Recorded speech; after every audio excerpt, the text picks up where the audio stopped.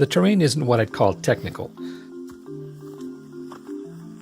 In dry weather, running shoes or hiking sandals are fine.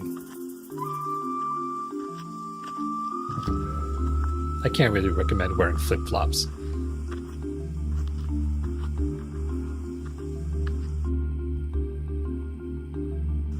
The intense section is really quite short.